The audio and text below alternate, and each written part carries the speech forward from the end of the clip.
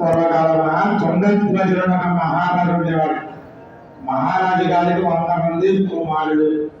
ఒకనాడు వేటకు వెళ్ళి అనేక జంతువులను వేటాడి వేటవలన వచ్చిన ఆయాసం చేత ఒక చెట్టు కింద విశ్రాంతి తీసుకుంటున్నారు. ఆ సమయంలో కొంతమంది గోవులు కాచుకునే గోపాలకులు ఈ వ్రతాన్ని పూర్తి చేసేటప్పుడు విశాలం వచ్చిన బంధువులకు ఇచ్చి, మహారాజు దేశాన్ని పరిపాలించే ప్రభు తండ్రితో సమానము కదా అని చెప్పి కొద్దిగా ప్రశ్నము కళాక్షలు మహారాజుకి ఇచ్చాడు. గొల్లవాళ్ళ వేష భాషలు చూసి విరిగిస్తే గోపాలకులు సామాన్యులు. నేనా వీరిని దేశాన్ని పరిపాలించే మహారాజు అలంకారంతో రాజగర్వంతో ప్రసాదం అక్కడే రాజ్యానికి వెళ్ళాడు. స్వామికి ఆజ్ఞ కలిగి ఏ రాజ్యమో ధనైశ్వర్యముందని అహంకారము చెంది ప్రసాదాన్ని తిరస్కరించాడు.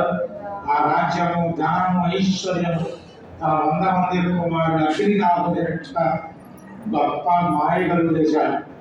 ఆ విషయాన్ని చూసి మహారాజు మోర్చపోయాడు. కొంత సమయాన్ని చూసి ఇదంతా కూడా సత్యదేవుని మాయగా తెలుసుకుని వెనక్కి వెళ్ళి గొల్లవాళ్ళ క్షమాపణ చెప్పి భగవంతుడి క్షమాపణ చెప్పుకొని తన రాజ్యానికి వచ్చేసరికి తన 100 మంది కుమారులు జీవంగా ఉన్నది. తన రాజ్యం అంతా కూడా సుభిక్షంగా ఉన్నది. పంచమోధ్యాయ పరమేశ్వరార్పణమస్తు. గోవిందా